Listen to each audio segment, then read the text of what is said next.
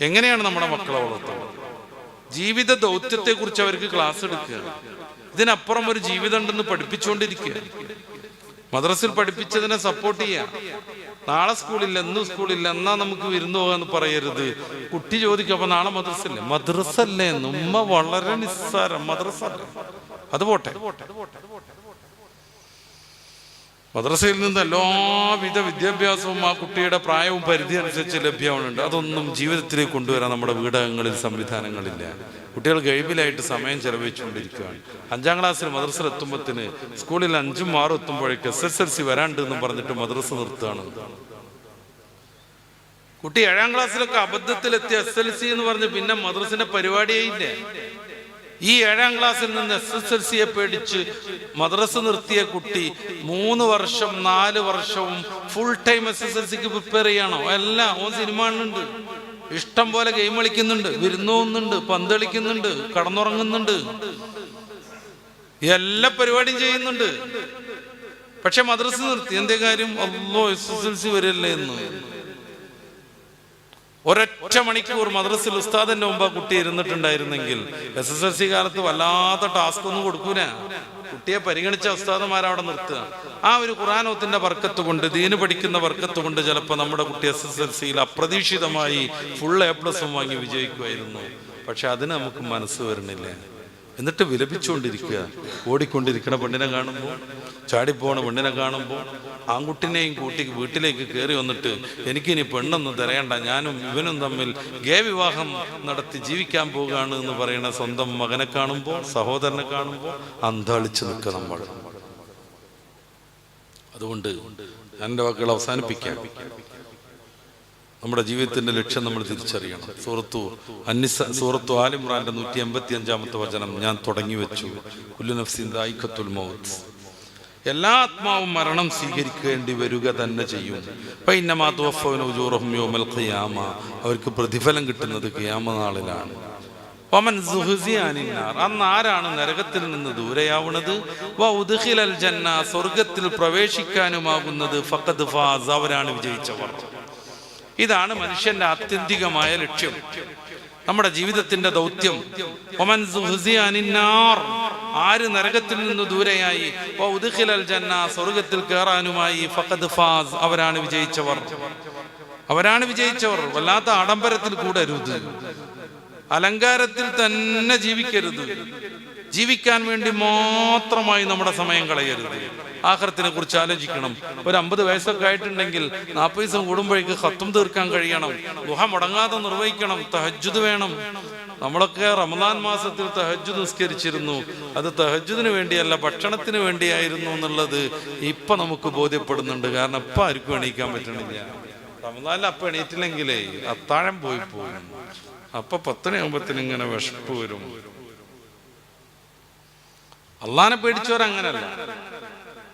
സൂറത്ത് സജദയിൽ ആ സുജൂദിന്റെ ആയത്ത് കഴിഞ്ഞ് സുജൂദ് കഴിഞ്ഞിട്ട് എണീറ്റാ നമ്മൾ ഓതുന്ന ഒരു ആയത്തുണ്ട്. തതജാഫാ ജുനൂബുഹും അനിൽ മലാജിഅ യദഊന റബ്ബഹും ഖൗഫൻ വതമഅ. അല്ലാഹുവിനെ ഓർത്തവർ ഉറങ്ങുന്നിടത്തുന്നവരുടെ ശരീരത്തെ പൊക്കും. തതജാഫാ ജുനൂബുഹും അനിൽ മലാജിഅ.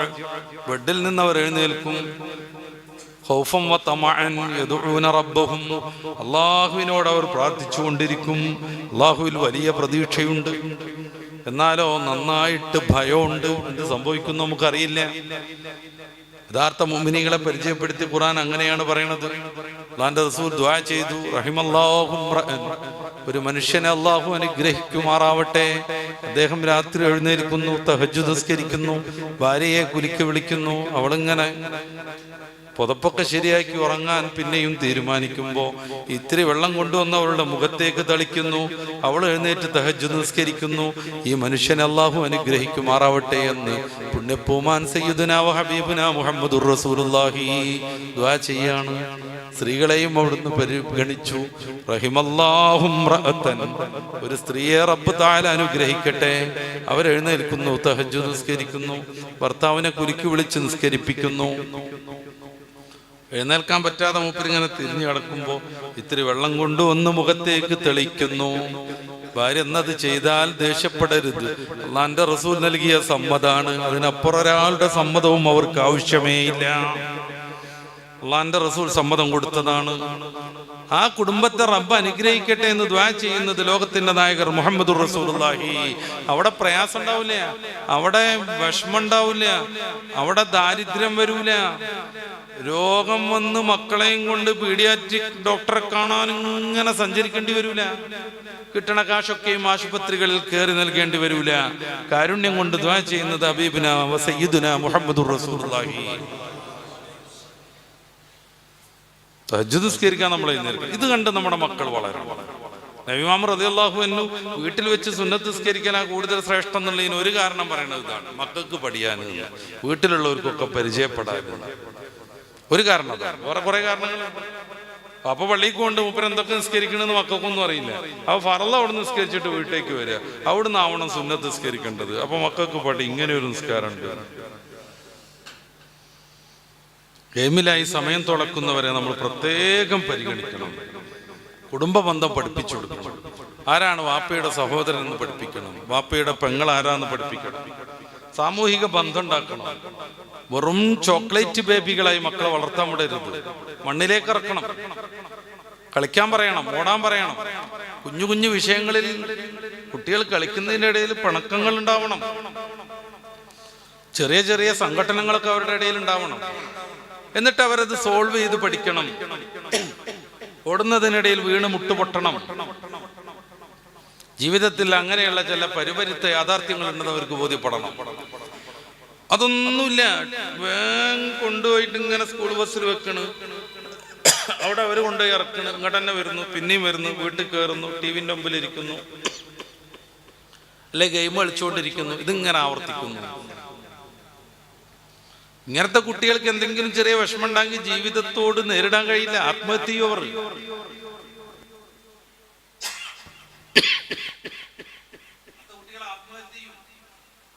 മുന്നിലാണ് അവർ. കാരണം ജീവിതത്തിന്റെ യാഥാർത്ഥ്യങ്ങൾ അവർക്ക് അറിയില്ല. മണ്ണിലൂടെ ഓടണം, കൂട്ടുകാരോടൊപ്പം കളിക്കണം, ഇടക്കിടക്ക് പ്രശ്നങ്ങൾ ഉണ്ടാവണം. ആ പ്രശ്നം സോൾവ് ചെയ്ത് അവർക്ക് പരിചയം നേടണം. പെൺകുട്ടികൾക്ക് പാവ മേടിച്ചു കൊടുക്കണം. എങ്ങനെയാണ് കുട്ടിനെ വളർത്തേണ്ടത് എന്ന് ആ പാവയ്ക്ക് പാട്ടുപാടിയിട്ട് അവർക്ക് പഠിക്കാനാകണം. നീന്തൽ പഠിപ്പിക്കണം. മറ്റ് കായിക വിനോദങ്ങളിലൊക്കെ മക്കളെ എപ്പോഴും എനർജറ്റിക് ആക്കണം. ഒരു ഫോണും അതിന് നെറ്റും കിട്ടിക്കഴിഞ്ഞാൽ എത്ര സമയം ഭക്ഷണം കഴിക്കാതെയും വെള്ളം കുടിക്കാതെ അവർ ജീവിക്കുന്നുള്ള പുതിയ കാല ട്രെൻഡിൽ നിന്ന് നമ്മുടെ മക്കളെ രക്ഷപ്പെടുത്തണം. സക്കർബർഗിന് ഒന്നുകൂടെ ഞാൻ ഉദ്ധരിക്കാം. അദ്ദേഹത്തിന്റെ മകൾ മാക്സിമക്ക് 13 വയസ്സ്. ഇതുവരെയും ഒരു ഫോണും അയാൾ നൽകിയിട്ടില്ല എന്നാണ്. നമ്മളെ മൊത്തം ഫോണിൽ കെട്ടിയിട്ട മനുഷ്യനാണ്. സക്കർബർഗിന് അറിയാത്തവരുണ്ടാവില്ല. യൂട്യൂബിന്റെ ആശാൻ. അവരുടേത് തന്നെയാണ് ട്വിറ്റർ, അവരുടെ തന്നെയാണ് മറ്റു പലതും. സ്വന്തം മകൾ മാക്സിമക്ക് 13 വയസ്സ് വരെയും ഒരു സ്വിച്ച് ഫോണും കൂടി അയാൾ കൊടുത്തിട്ടില്ല. ലോകത്തുള്ള സർവ്വ മനുഷ്യരും അതിൽ തന്നെ ജീവിക്കട്ടെ, പക്ഷെ എന്റെ മോൾക്ക് അത് കൊടുത്തുകൂടാന്ന് അയാൾക്കറിയാം. തന്നെ പോലെ ലോകത്തെ മൊത്തം പറ്റിക്കാൻ പറ്റുന്ന ബുദ്ധി വൈഭവത്തിലേക്ക് എൻ്റെ മോൾ വളരണമെങ്കിൽ അവൾക്ക് ഈ ഫോൺ കൊടുത്തുകൂടാന്ന് അയാൾക്കറിയാം. നമ്മൾ 3 മാസം പോലും ആവാത്ത കുട്ടിക്ക് ഫോണാ. ചോറെടുക്കണമെങ്കിൽ ഫോണ്, ഉമ്മയ്ക്ക് അലക്കാൻ പോണെങ്കിൽ ഫോണ്, കുട്ടി ഉറങ്ങണമെങ്കിൽ ഫോണ്, ഓരോന്നിനും ഫോണ്. നല്ല ഉഷാറിൽ ബിരിയാണിയും മറ്റും വെക്കുന്ന ആളുകളാണ് നിങ്ങൾ. തലശ്ശേരി ദം ബിരിയാണി എന്നാ ഞങ്ങളവിടൊക്കെ പറയല്ലോ. ആ ബിരിയാണി ഇതുവരെ വെക്കണേന് യാതൊരു തകരാറുമില്ല.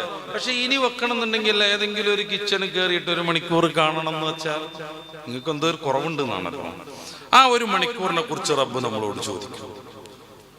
സമയം കളയുന്നത്, ആഡംബരം, ഡ്രസ്സിലുണ്ടാകുന്ന ഇസ്ലാം വിരുദ്ധതകൾ, നമ്മൾ കാണുന്നതും കേൾക്കുന്നതും പാടുന്നതുമായ ഗാനങ്ങൾ, അതിൻ്റെ നൈതികതകൾ, കുറേ കാര്യങ്ങൾ നമ്മൾ മനസ്സിലാക്കേണ്ടതുണ്ട്. ആഖിറത്തിലേക്കുള്ള യാത്രയിലാണ് നമ്മൾ. നരകത്തിൽ നിന്ന് ആര് മോചിതരാകുന്നു, ആര് സ്വർഗത്തിൽ പ്രവേശിക്കുന്നു, ഫഖദ് ഫാസ്, അവരാണ് വിജയിച്ചവർ, അവർ മാത്രമാണ് വിജയിച്ചവർ. പരിശുദ്ധ ഖുർആനിലെ ഏറ്റവും അവസാനമായി ഇറങ്ങിയ ആയത്ത് ഏതാണ്? പരിശുദ്ധ ഖുർആനിലെ ഏറ്റവും അവസാനമായി ഇറങ്ങിയ ആയത്ത് ഏതാണ്? സൂറത്ത് അൽ ബഖറയുടെ 281-ാമത്തെ വചനം. എന്തിനെ കുറിച്ചാ പറയുന്നത്? വത്തഖൂ യൗമൻ തുർജഊന ഫീഹി ഇലല്ലാഹ് ഒരു ദിവസം നിങ്ങൾ ഭയപ്പെടണം, സൂക്ഷിക്കണം, ശ്രദ്ധാപൂർവം കൈകാര്യം ചെയ്യണം. എന്താണ് ആ ദിവസത്തിന്റെ പ്രത്യേകത? ആ ദിവസത്തിൽ നിങ്ങളെ റബ്ബിലേക്ക് മടക്കപ്പെടും. ആർക്കും രക്ഷപ്പെടാൻ കഴിയില്ല. 500-ലേറെ കണ്ടെത്തൽ നടത്തിയ തോമസ് ആൽവാ എഡിസൺ അദ്ദേഹത്തിന്റെ ജീവിതത്തെ ഒരു 4 കൊല്ലം ദീർഘിപ്പിക്കാൻ കഴിഞ്ഞിട്ടില്ല. ആർക്കും അത് സാധ്യമല്ല. പുണ്യപൂമാൻ മുഹമ്മദുർ റസൂലുള്ളാഹി 63 വയസ്സ് മാത്രമാണ് ജീവിച്ചത്. 63 വയസ്സ് മാത്രം. അബൂബക്കർ സിദ്ദീഖ് തങ്ങൾ 63-ലാണ് വഫാത്താകുന്നത്. ഇമാമുന ശാഫിഈ റളിയല്ലാഹു അൻഹു ഹിജറ 150-ൽ ജനിക്കുന്നു, 204-ൽ വഫാത്താകുന്നു. 54 വർഷം കൃത്യം. ഇമാമുന നവവി രണ്ടാമുന ശാഫിഈ 42-43 വർഷമാണ് ജീവിച്ചത്. 50 ആയോ? അല്ലാഹു സുബ്ഹാനഹു വ തആല ഓഫർ തന്നതാണെന്ന് മനസ്സിലാക്കണം. പിന്നെയും തള്ളും മറിയിട്ട് കൂടരുത്. പാപ്പയും ഉമ്മയും ഓരോരുടെ ഫോണും ഇട്ട് ഇങ്ങനെ കടപ്പറയിൽ പോകരുത്. കണ്ട് അങ്ങനെ ഉറങ്ങിപ്പോകരുത്. ഭാര്യയും ഭർത്താവും അങ്ങോട്ടും ഇങ്ങോട്ടും സംസാരിക്കണില്ല, ബന്ധങ്ങളില്ല, ആത്മാർത്ഥമായ സ്നേഹമോ ഇഷ്ടമോ ഇല്ല. രണ്ടാളും അവരുടേതായ ഫോണിൽ എൻഗേജ് ആണ്. വയലിന് കാളം കിട്ടിയ മാതിരി അങ്ങോട്ടും ഇങ്ങോട്ടും തിരിഞ്ഞടന്നുറങ്ങാണ്. ഇതല്ല ജീവിതം. ഇതല്ല മതം മുന്നോട്ട് വെക്കുന്ന ജീവിത രീതി. നമുക്കൊരു ആത്മാവുണ്ട്, അതിനെ സംസ്കരിക്കലാണ് നമ്മുടെ ഏറ്റവും വലിയ വിജയമാർഗം. അതുകൊണ്ട് ഖുർആനിലെ ഏറ്റവും ലാസ്റ്റ് ഇറങ്ങുന്ന ആയത്ത് പോലും അള്ളാഹുവിലേക്ക് മടക്കപ്പെടുന്ന ദിവസത്തെ കുറിച്ച് നിങ്ങൾ ആലോചിക്കണം എന്ന് പറയുന്നത്. തലശ്ശേരിയാണ് ഞാൻ ഈ പ്രസംഗിച്ചുകൊണ്ടിരിക്കുന്നത്.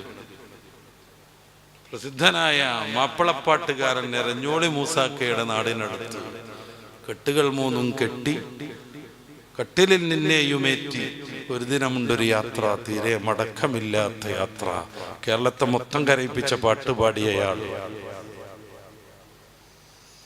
ആ ഒരു യാത്ര എന്നെ തോടി വരുമെന്ന് ഞാൻ ആലോചിക്കുക. ഓരോരുത്തരെയും തേടി വരുമെന്ന് ഓരോരുത്തരും ആലോചിക്കുക. പോണ്ടി വരും, മക്കള് കരഞ്ഞാലും ഭാര്യ വിഷമിച്ചാലും. ഷംസുദ്ദീൻ മുബാറക്കിന്റെ പുസ്തകമുണ്ട്, ആത്മാവിന്റെ പര്യന്തരങ്ങൾ. മരിച്ചതിന് ശേഷം ആത്മാവിന് സംഭവിക്കണ ഓരോന്ന് ആ ആത്മാവ് സ്വപ്നം കാണുന്നത് ചിത്രീകരിക്കുന്ന പുസ്തകമാണത്. കഴിഞ്ഞ ഡിസംബറിൽ ഷാർജയ്ക്ക് ബുക്ക് ഫെയറിന് പോയപ്പോൾ അതിന്റെ മനോഹരമായ ഒരു ആവിഷ്കാരത്തിന്റെ അറബി ഞാൻ കണ്ടു. ഓരോ ദിവസവും എന്ത് സംഭവിക്കുന്നു. കുലുക്കി വിളിക്കാണ് ഭാര്യ, എഴുന്നേൽക്കാൻ പറ്റണില്ല. ബേജാറ് പിടിച്ചിട്ടോളം ഉമ്മനെ വിളിച്ചോണ്ടിരാണ്. 2 പേരും കൂടിയും കുലുക്കുകയാണ്, എണീക്കണില്ല. അപ്പോഴാണ് മരിച്ചു എന്ന് അവർക്ക് തോന്നുന്നത്. അവരോ ആർത്ത് കരയാണ്. അയൽവാസികൾ വരികയാണ്, ഓരോരുത്തർ അഭിപ്രായം പറയാണ്. ഒരു മരിച്ചയാളുടെ ആത്മാവ് ഇതൊക്കെ ഇങ്ങനെ സ്വപ്നം കാണുന്നതിനെ പറ്റി ഷംസുദ്ദീൻ മുബാറക്ക എഴുതുന്നു. മലയാള മനോരമയുടെ മലപ്പുറം ബ്യൂറോയുടെ സീനിയർ ചീഫ് എഡിറ്റർ. ചില വായനകൾ പ്രസക്തമാണ്. ആഖിറത്തിനെ കുറിച്ചറിയാൻ, നമ്മുടെ ജീവിതത്തിന്റെ ദൗത്യത്തെ കുറിച്ച് തിരിച്ചറിയാൻ. അതുകൊണ്ട് മക്കളുടെ കാര്യത്തിൽ നല്ല ശ്രദ്ധ വേണമെന്ന്, സമയം കളയുന്നിടത്ത് ശ്രദ്ധ വേണമെന്ന്, പള്ളിയിലേക്ക് എത്തിക്കണമെന്ന്, ഓരോ ദീനീ സംരംഭങ്ങളിലും മക്കളെ മുന്നിൽ തന്നെ നിർത്തണമെന്ന്, SSF പോലെയുള്ള സുന്നി സംഘടനകളിൽ മക്കളെ നിർബന്ധമായും പ്രവർത്തിപ്പിക്കണമെന്ന്. ഒറ്റക്ക് നിന്നാൽ ചെന്നായ പിടിച്ചു, കൂടി ചേരണം അവർ, കൂടിയിരിക്കണം അവർ. എന്നിട്ട് ഇടക്കിടക്ക് ദീനി കാര്യങ്ങൾ സംസാരിക്കണം. മാളൂർത്തിൽ ബദരിയ ചെല്ലണം. ദുആൽ കർബിനെ കുറിച്ച് അവർക്ക് ക്ലാസ് വരണം. അങ്ങനെ ജീവിക്കുമ്പോ എല്ലാവരും നമ്മുടെ മാനിക്കയും നമുക്കും നമ്മുടെ മക്കൾക്കും ദുനിയാവിലും ആഖിറത്തിലും വിജയിക്കാൻ സാധിക്കുകയും ചെയ്യും. ഇത് ഓരോരുത്തരുടെയും മനസ്സിലുണ്ടാവണമെന്ന് CM തങ്ങളെ പറയുന്ന വേദിയിൽ, ആണ്ട് കഴിക്കുന്ന വേദിയിൽ, ഉഹദീങ്ങളെ പറഞ്ഞ വേദിയിൽ, മഹാന്മാരാകുന്ന കുറെ സഹാബിവര്യന്മാരുടെ ധീരോദാത്തമായ ജീവിതം വർണ്ണിച്ച വേദിയിൽ, ബിലാൽ ബിൻ റബാഹ തങ്ങൾ ചരിത്രത്തിൽ ഇടം നേടിയതിനെ കുറിച്ച് സംസാരിച്ച വേദിയിൽ, ഹബീബായ റസൂൽ തങ്ങളുടെ കൂട്ടുകാർ സ്വർഗം നേടാൻ വേണ്ടി അവരുടെ ആത്മത്യാഗത്തിന്റെ നിരവധി കഥകൾ പറഞ്ഞ വേദിയിൽ എൻ്റെ പ്രിയപ്പെട്ട സഹോദരന്മാരോട്, സഹോദരിമാരോട്, രക്ഷിതാക്കളോട്, മക്കളോട്, വിദ്യാർത്ഥികളോട് ഓർമ്മപ്പെടുത്തുകയാണ്. അള്ളാഹു കബൂലാകട്ടെ. അള്ളാഹു നമ്മയും നമ്മളുമായി ബന്ധമുള്ളവരെയും സമ്പൂർണമായി ദുനിയാവിലും ആഖിറത്തിലും വിജയിപ്പിക്കുമാറാവട്ടെ.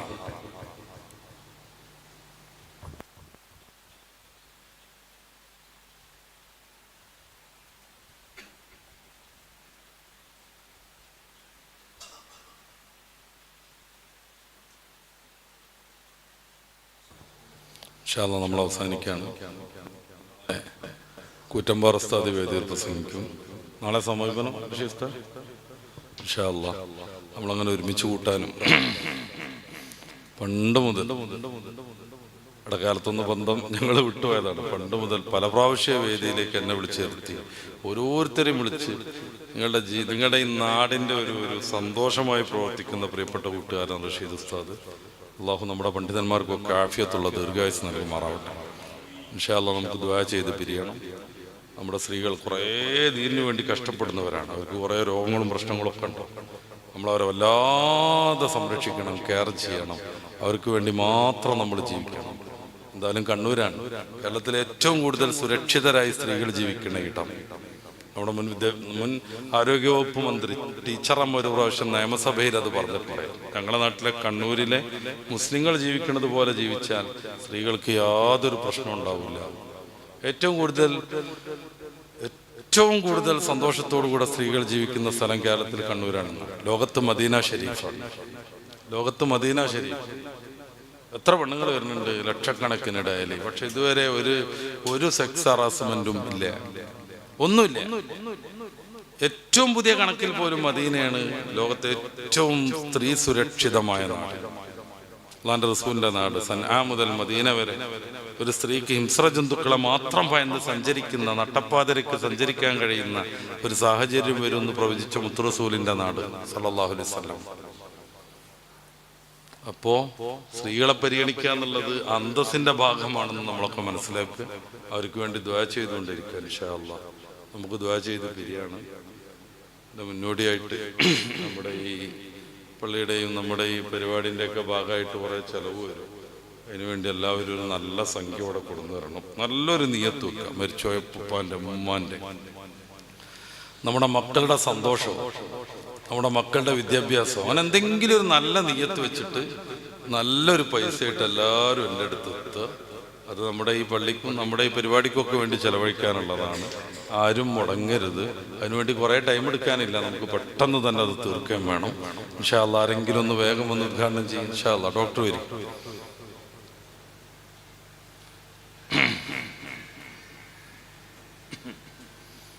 ഇൻഷാ അല്ലാഹ് എണീക്ക്, എല്ലാവരും എണീക്ക്. അൽഹംദുലില്ലാഹ് ഖൈറാവട്ടെ. ഇൻഷാ അല്ലാഹ് അൽഹംദുലില്ലാഹ് എല്ലാവരും എല്ലാവരും ഇപ്പൊ കഴിയും. വേഗം തുയർന്ന് പിരിയണം നമുക്ക്.